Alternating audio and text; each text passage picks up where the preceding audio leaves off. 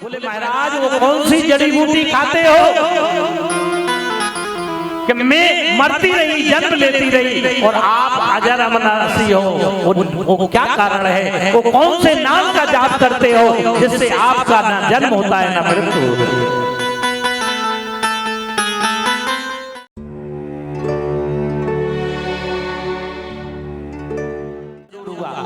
नारद जी कैलाश पर्वत पर पहुंचे। माता पार्वती जी भगवान भोलेनाथ की प्रतीक्षा में बैठी हुई हैं। भगवान भोलेनाथ ध्यान में बैठे हुए हैं। माता पार्वती ने कहा आइए देवर्षि विराजिए। माता बोले माते प्रणाम। बोले कैसे आना हो देवर्षि? नारद जी बोले माता संसार में कभी किसी के घर में नहीं जाता, एकदम आना जाना बंद कर रखा है। तो बोले संसार की बात यहाँ क्यों बता रहे? बोले माता कुछ कुछ यहाँ भी स्वार्थ लग रहा है। बोले यहाँ क्या स्वार्थ दिखा रहा है? बोले माता कहूँ सच सच बताओ, भगवान भोलेनाथ तुमसे प्रेम करते हैं कि नहीं करते? बोले देवर्षि ये कोई बात हुई? भगवान भोलेनाथ हमसे प्रेम नहीं करते और क्या करते? हर जन्म में हमसे विवाह किया और वो अंदर की जो गुरु ज्ञान देते हैं वो भी मुझे बताया है, उन्हें जो अनुभव होता है वो भी बताते हैं। बोले नहीं मैया प्रेम नहीं करते। बोले हमें नहीं सुनना तुम्हारी फालतू बात, मैं अपने स्वामी के लिए एक भी बात नहीं सुनूंगी। तो बोले ठीक है माता फिर मैं क्यों ही बोल रहा हूँ। लेकिन मन में ये लगा कि नारद जी कभी झूठ तो बोलते ही नहीं। फिर बोले अच्छा नारद जी आपको क्या स्वार्थ लगा? बोले छोड़ो माता आप क्या कहना, जब आपको विश्वास ही नहीं है तो मैं कहूँ क्यों कहूँ? बोले नहीं नहीं बोले माता ये बताओ भगवान भोलेनाथ आपसे प्रेम करते हैं कि नहीं? बोले प्रेम तो करते हैं। बोले अगर प्रेम करते होते, क्योंकि माता तुम बहुत भोली हो। अच्छा एक बात बताओ, भगवान शंकर को क्या कहते हैं? भोला। क्या कहते हैं? मास्टर की पत्नी को क्या कहते हैं? मास्टरनी। भली सौ अंगूठा चाप हो लेकिन मास्टरनी बचा। मास्टर की पत्नी को मास्टरनी और डॉक्टर की पत्नी को भले टेबलेट का नाम नहीं पढ़ पाए लेकिन डॉक्टर नहीं बोलते। मास्टर की पत्नी मास्टरनी और डॉक्टर की पत्नी डॉक्टरनी और भोले की पत्नी भोली। अरे माता तुम बहुत भोली हो, तुम्हें पता नहीं? बहुत भोली हो माता। अरे बोले माता ये धूप बरसात में आप बाहर खड़ी हो, भोलेनाथ को कोई चिंता नहीं है। आपसे ज्यादा इनके गले में ये मुंडों की माला पड़ी है, उससे ज्यादा प्रेम है, आपसे नहीं है। पार्वती जी को बात ठीक लगी कि ये सही बात है, ये हमसे ज्यादा प्रेम तो इनको मुंडों की माला से। नारद जी ने आग लगाई और नारद जी तो दौड़ लगा। भगवान भोलेनाथ की जैसे ही तपस्या टूटी, बोले पार्वती जी पानी।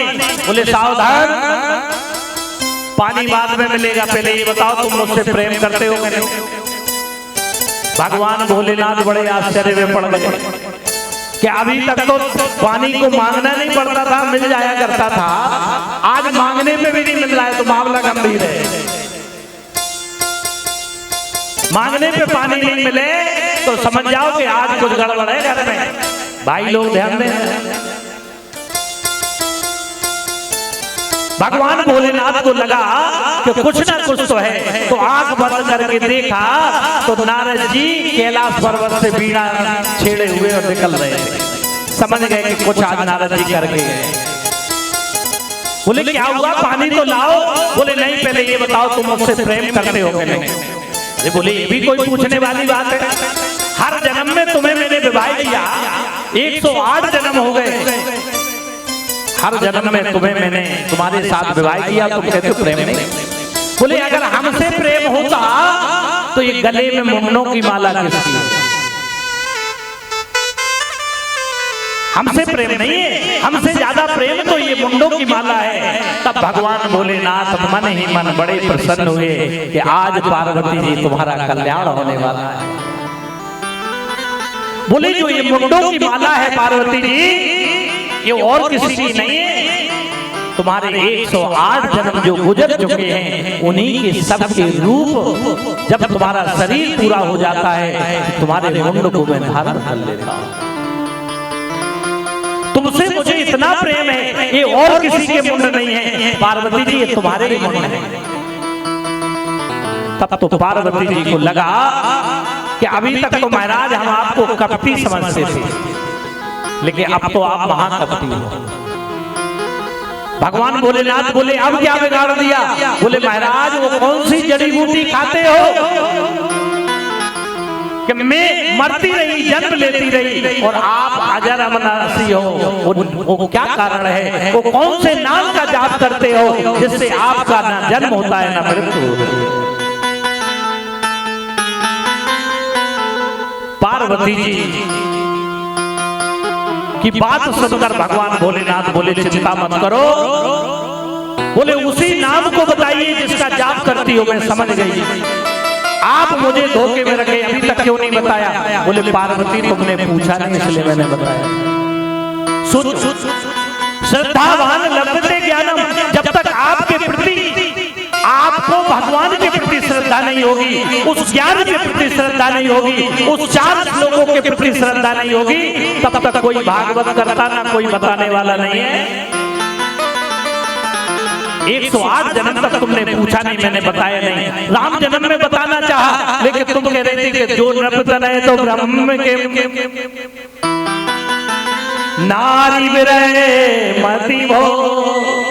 मैंने कहा था पार्वती मान जाओ, ये भगवान है, लेकिन तुम कह रहे थे राजा का पुत्र ब्रह्म कैसे हो सकता है?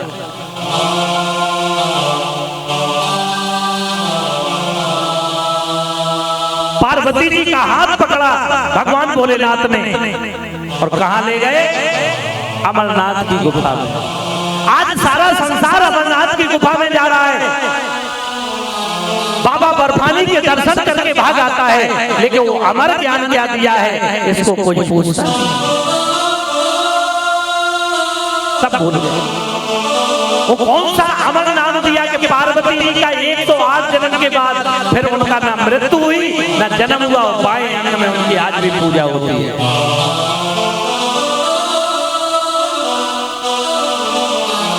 भगवान भोलेनाथ ने चतुर्श्लोकी भागवत का ज्ञान दिया, जो अमर ज्ञान है, जो 4 श्लोकों का है। मैं एक श्लोक का व्याख्या प्रत्येक दिन करूंगा।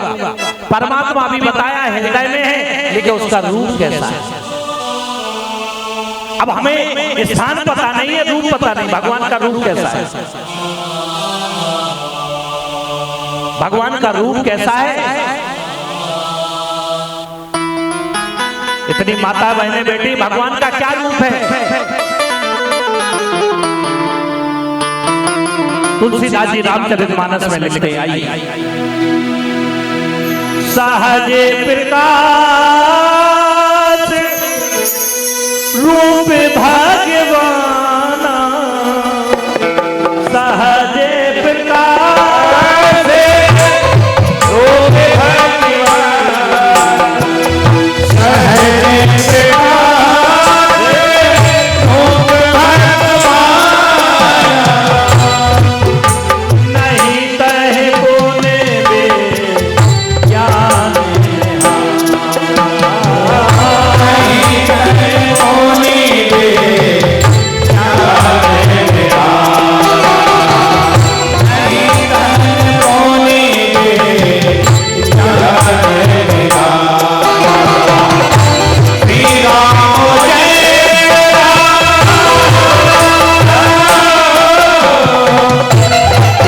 राम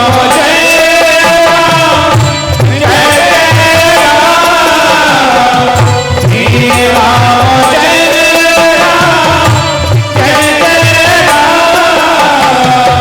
श्री राम जय जय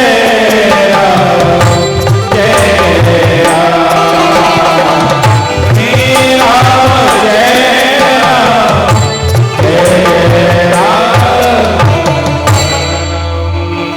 भगवान का रूप कैसा है? सहज प्रकाश। भगवान का रूप कैसा है? पहला श्लोक का अर्थ है कि भगवान प्रकाश रूप है। कैसा है? प्रकाश रूप। भगवान प्रकाश, परमो प्रकाश रूप दिन राती, नहीं चाहिए कछो दिया घटवाती। प्रकाश रूप है परमात्मा, वो प्रकाश रूप है। और यही बात भगवान कृष्ण कह रहे हैं गीता में, ना तद्भासे सूर्यो न शशांको न पावका, ना यज्ञत्वा न निवर्तन्ते तद्धाम परमम्। हे अर्जुन, वहां लाइट का प्रकाश नहीं है, वहां सूर्य का प्रकाश नहीं है, वहां अग्नि का प्रकाश नहीं है, वहां मेरा सौम्य प्रकाश है। परमात्मा प्रकाश रूप है, परमात्मा हृदय में है और है कैसा? प्रकाश रूप। अर्जुन तू उस प्रकाश को दे। पार्वती जी के लिए चतुर्श्लोकी भागवत का ज्ञान दे रहे हैं।